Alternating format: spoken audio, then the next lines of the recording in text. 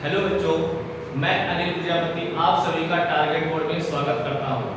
आशा करता हूं कि आप सभी लोग अच्छे होंगे और अपनी तैयारी लगातार कर रहे होंगे। तो आपकी तैयारी में मैं आज मदद करने वाला हूं एक छोटा सा टॉपिक मैट्रिक्स पढ़ा करके।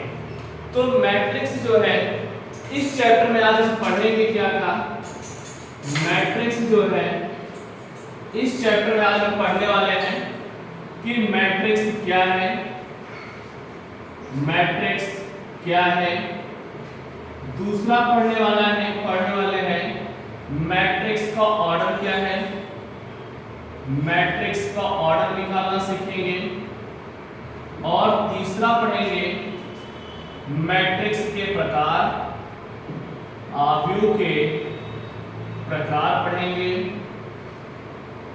फिर पढ़ेंगे मैट्रिक्स को जोड़ना और घटाना, मैट्रिक्स को जोड़ना सीखेंगे व घटाना सीखेंगे। तो मैट्रिक्स क्या है सबसे पहले पढ़ेंगे, फिर इसका ऑर्डर कैसे निकालते हैं ये पढ़ेंगे। फिर पढ़ेंगे कि जो मैट्रिक्स है कितने प्रकार के होते हैं। फिर अलजेब्रा ऑफ मैट्रिक्स में पढ़ेंगे सारणिकों आव्यूहों को जोड़ना और घटाना, कि मैट्रिक्स को कैसे जोड़ा जाता है और कैसे घटाया जाता है। तो ये करने के लिए सबसे पहले हम जानते हैं कि मैट्रिक्स क्या है। सबसे पहले क्या जानेंगे बच्चों कि मैट्रिक्स क्या है। ठीक है, हिंदी में कहते हैं आव्यूह। तो आव्यूह क्या है, आव्यूह की परिभाषा सीखेंगे सबसे पहले। तो आव्यूह जो होता है ये होता है एक अरेंजमेंट। क्या होता है, आव्यूह जो होता है एक होता है अरेंजमेंट। तो अरेंजमेंट हम मैथ में पढ़ रहे हैं बच्चों। तो जब मैथ में पढ़ रहे हैं तो मैथ में हम सीखते हैं नंबर्स। ठीक है, क्या सीखते हैं, नंबर्स। तो यहाँ पर जो नंबर्स का अरेंजमेंट होगा, यहाँ पर जो नंबर का अरेंजमेंट होगा वो कहलाएगा आव्यूह। लेकिन आव्यूह की सहायता से हम और बहुत सारे अरेंजमेंट कर सकते हैं। जैसे आपने कैलेंडर देखा होगा, क्या देखा होगा, कैलेंडर। यहाँ पर दिन लिखे रहते हैं, फिर अपना डेट लिखी रहती है, कहीं 1 2 3 4 5 6 ऐसे ही 7 8 9 10 इस तरह से कुछ लिखा रहता है। 11 12 13 14 15 16 17 18 19 20 21 22 23 24 और आगे ऐसे इस टाइप का कुछ आपने कैलेंडर भी देखा होगा कि बना रहता है। तो कैलेंडर में जो होता है वो कैसा होता है, एक आव्यूह के फॉर्म में होता है। जैसे आव्यूह नहीं बनता है उसी तरह का एक कैलेंडर अगर जो भी बनाया जाता है वो मैट्रिक्स की तरह ही बनाया जाता है। इसी तरह से कुछ भी अरेंजमेंट करना हो तो वो सब किए जाते हैं आव्यूह के रूप में। लेकिन हम पढ़ रहे हैं मैथ, तो मैथ में जो अरेंजमेंट किया जाता है वो यहाँ पर हम नंबर का अरेंजमेंट करेंगे। तो नंबर के अरेंजमेंट को किस टाइप से किया जा सकता है। अब जैसे मान लें हमारे पास 1 से 10 तक नंबर है, 1 से 10 तक, क्या मान लिया हमारे पास 1 से 12 तक नंबर है, 1 से 12 तक नंबर है और इनका अरेंजमेंट करना है। तो अरेंजमेंट करने के अपने अपने कई सारे तरीके हो सकते हैं। जैसे मान लिया कि हमारे पास सबसे पहले हमने यहाँ 1 लिख दिया, फिर 2 लिख दिया, फिर 3 लिख दिया, 4 लिख दिया, फिर नीचे से 5 6 7 8, फिर यहाँ 9 10 11 12 इस तरह का अरेंजमेंट कर दिए। या फिर यही अरेंजमेंट हम ऐसे कर दें 1 2 3 4 5 6 7 8 9 10 11 12। या फिर अरेंजमेंट कुछ ऐसा करें जैसे 1 2 3 4 5 6 7 8 9, बस इतना ही लिखिए, आगे ना लिखिए। तो इसमें हम क्या देख रहे हैं, इसमें देख रहे हैं कि ये जो अरेंजमेंट है इसमें क्षैतिज दिशा में कुछ ज्यादा एलिमेंट लिखे हुए हैं और ऊर्ध्वाधर दिशा में कम लिखे हुए। क्षैतिज दिशा में प्रत्येक में 4-4 एलिमेंट लिखे हुए हैं और ऊर्ध्वाधर दिशा में 3 एलिमेंट लिखे हैं। इसमें हम देख रहे हैं कि क्षैतिज दिशा में 3 एलिमेंट लिखे हुए हैं लेकिन ऊर्ध्वाधर दिशा में 4 एलिमेंट लिखे हुए हैं। ऐसे इसमें देखा जाए तो क्षैतिज दिशा में 3 है, ऊर्ध्वाधर दिशा में भी 3 है। तो हम देख कह रहे हैं कि या तो क्षैतिज दिशा में एलिमेंट ज्यादा है और ऊर्ध्वाधर दिशा में कम है, या फिर क्षैतिज दिशा में कम है ऊर्ध्वाधर दिशा में ज्यादा है, या फिर क्षैतिज और ऊर्ध्वाधर दोनों दिशा में बराबर है। तो देखा जाए कि ये जो शेप बन रहा है एक आयत के जैसा बन रहा है, ये भी शेप जो बन रहा है एक आयत के जैसा बन रहा है, ये एक वर्ग बन रहा है। लेकिन हम ये भी कह सकते हैं कि यदि किसी आयत की लंबाई और चौड़ाई बराबर तो वर्ग कहलाता है। क्या कहलाता है? वर्ग कहलाता है। तो यहां से जो आव्यूह की डेफिनेशन निकली, आव्यूह एक ऐसा अरेंजमेंट है, आव्यूह एक ऐसा अरेंजमेंट है जो किस टाइप का, एक आयताकार होता है। ठीक है, कैसा होता है? आयताकार होता है। तो आव्यूह की जो डेफिनेशन है वो यहां से बनती है कि यदि संख्याओं को एक आयताकार सारणी के रूप में लिख दिया जाए, संख्याओं को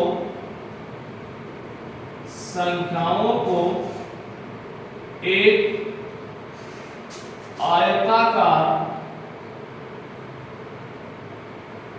सारणी के रूप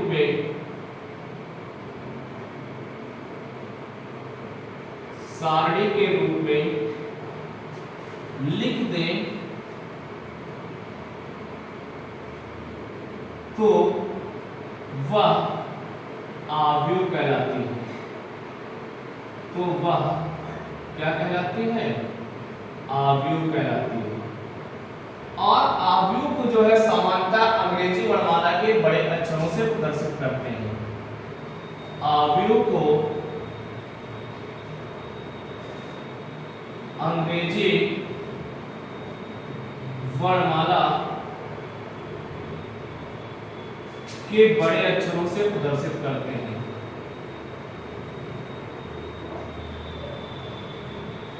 बड़े अक्षरों से प्रदर्शित करते हैं।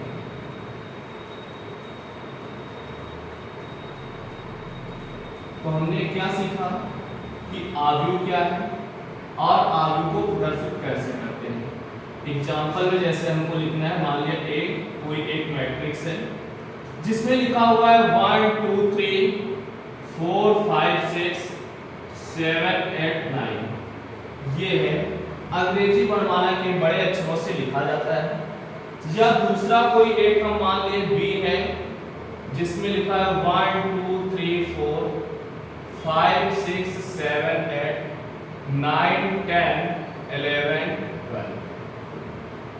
तो इसमें जो ये क्षैतिज रेखाएं होती हैं, ये वाली, तो ये जो क्षैतिज रेखाएं ऐसे इसमें ये, तो इन क्षैतिज रेखाओं को कहते हैं पंक्तियां।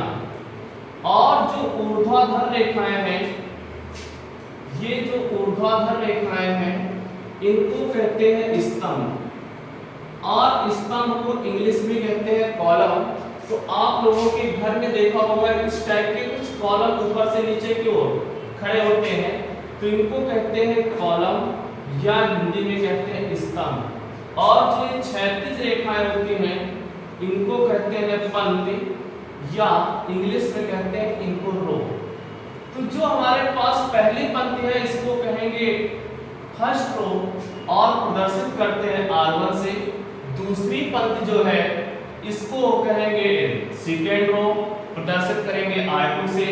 और ये जो तीसरी पंक्ति है इसको कहेंगे थर्ड रो और प्रदर्शित करेंगे R3 से। ऐसे ही जो हमारे पास फर्स्ट स्तंभ है, पहला स्तंभ है, फर्स्ट कॉलम इसको कहेंगे और इसे लिखेंगे C1 से। ये सेकंड कॉलम है इसको लिखेंगे C2 से। ये थर्ड कॉलम में लिखेंगे C3 से। ये हमारे पास फोर्थ कॉलम है इसको लिखेंगे C4 से। ऐसे इसमें ये पहली पंक्ति है R1, ये दूसरी पंक्ति है R2, तीसरी पंक्ति है R3। ये फर्स्ट कॉलम है C1, ये सेकंड कॉलम है C2, थर्ड कॉलम है C3। इसके बाद आता है आव्यूह की कोटि। आव्यूह की कोटि कैसे निकालते हैं? आव्यूह की कोटि, तो किसी भी आव्यूह में जितनी पंक्तियां होती हैं वो पंक्तियों की संख्या, पंक्तियों की संख्या और बुरे स्तंभों की संख्या ये बराबर होती है किसके? आव्यूह की कोटि के, ऑर्डर ऑफ मैट्रिक्स के। जैसे इस आव्यूह में हमारे पास 3 पंक्तियां हैं, तो इस आव्यूह ए की कोटि हो जाएगी, आव्यूह ए की जो कोटि होगी वो बराबर हो जाएगी 3 पंक्तियां हैं, 3 गुणे 3 स्तंभ है, 3 क्रॉस 3। ऐसे ही बी की जो कोटि होगी, बी की जो कोटि होगी 3 पंक्तियां हैं और 4 स्तंभ हैं, तो 3 into 4 की। तो हम देखते क्या है कि किसी भी आव्यूह की जो कोटि होती है वो पंक्तियों की संख्या क्रॉस स्तंभों की संख्या के बराबर होती है। इनको लेकिन गुणा करके नहीं लिखते कि गुणा करके लिखेंगे। तो अभी हमने क्या पढ़ा कि आव्यूह क्या है, आव्यूह का ऑर्डर कैसे निकालते हैं। फिर इसके बाद अगला आता है आव्यूह के प्रकार। आव्यूह के प्रकार, तो आव्यूह के प्रकार में हम पहला आव्यूह पढ़ने वाले हैं। फर्स्ट आव्यूह पंक्ति आव्यूह, जो सबसे पहला प्रकार पढ़ेंगे वो पढ़ने जा रहे हैं पंक्ति आव्यूह। पंक्ति आव्यूह एक ऐसा आव्यूह है जिसमें केवल एक पंक्ति हो। क्या हो? जिसमें केवल एक पंक्ति हो। ऐसा आव्यूह जिसमें केवल एक पंक्ति हो। जैसे एग्जाम्पल हमारे पास, मान लिया एक आव्यूह है जिसमें लिखा है 1 2 3, तो ये कौन सा आव्यूह होगा? पंक्ति आव्यूह होगा, क्योंकि इस आव्यूह में केवल एक ही पंक्ति है। क्या है? एक पंक्ति है, तो ऐसे आव्यूह कहेंगे पंक्ति आव्यूह। सेकंड है स्तंभ आव्यूह। स्तंभ आव्यूह, तो स्तंभ आव्यूह में क्या होता है? केवल एक स्तंभ होता है। इसकी डेफिनेशन क्या होगी? जिसमें केवल एक स्तंभ हो, एक स्तंभ हो। जैसे एग्जांपल, किसी को हम लिख दें ऊपर से नीचे की ओर, केवल एक कॉलम लिख दिया जाए 1 2 3, तो ये क्या हो जाएगा? स्तंभ आव्यूह होगा। फिर इसके बाद आता है क्षैतिज आव्यूह। क्षैतिज आव्यूह, तो क्षैतिज आव्यूह की जो डेफिनेशन होती है मेरे प्यारे बच्चों, वो क्या होती है कि जिसमें पंक्तियों की संख्या कम हो और स्तंभों की संख्या ज्यादा हो। जैसे या तो एग्जांपल पहले लिख लो। जैसे मान लिया हमारे पास कोई एक आव्यूह है जिसमें 1 2 3 4, इधर है 5 6 7 8। तो ये जो है एक क्षैतिज आव्यूह है, क्योंकि क्षैतिज दिशा में क्या है? बड़ा है। तो जब क्षैतिज दिशा में बड़ा तो इसको कहते हैं क्षैतिज आव्यूह।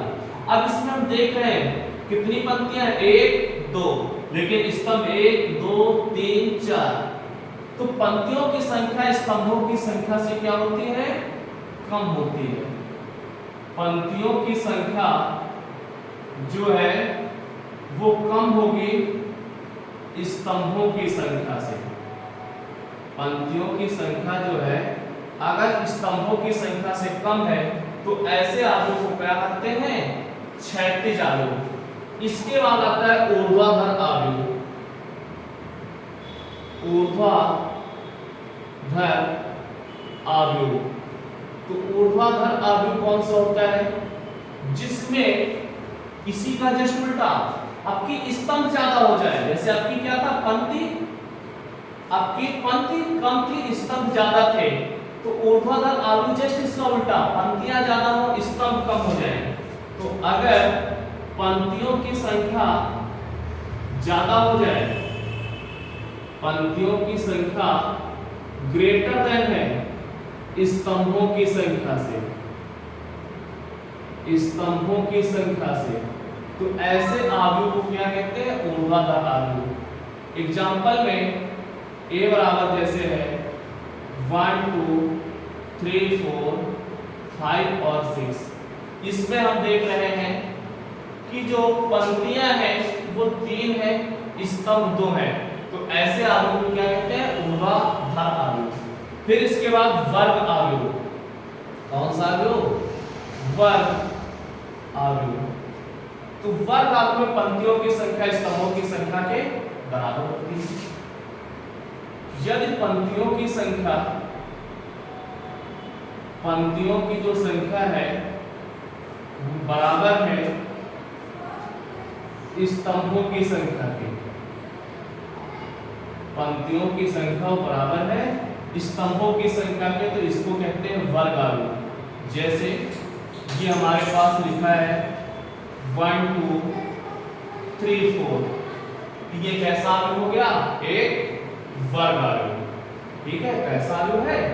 वर्ग आव्यूह है।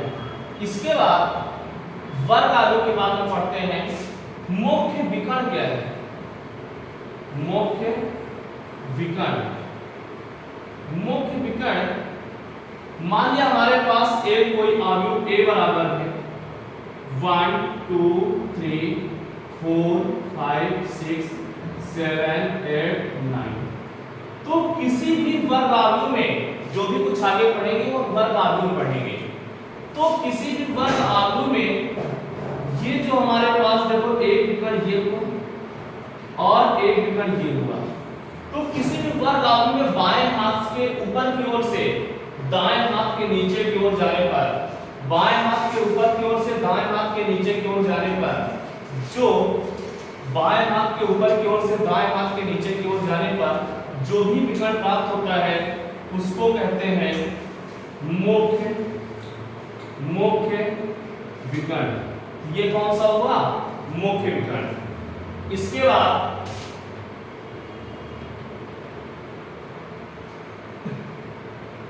जो आएगा हमारे पास मुख्य विकर्ण पढ़ने के बाद आएगा विकर्ण आव्यूह। कौन सा आएगा? विकर्ण आव्यूह। विकर्ण आव्यूह, अदिश आव्यूह और इकाई का तत्समक आव्यूह, ये तीनों एक जैसे हैं। इकाई का तत्समक आव्यूह, तीनों को एक साथ समझेंगे।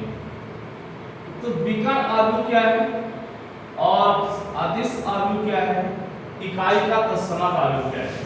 विकर्ण आव्यूह जैसे अभी हमने सीखा मुख्य विकर्ण क्या है कि बाएं हाथ के ऊपर की ओर से दाएं हाथ के नीचे की ओर जाने पर जो भी विकर्ण प्राप्त होता है उसको कहते हैं मुख्य विकर्ण।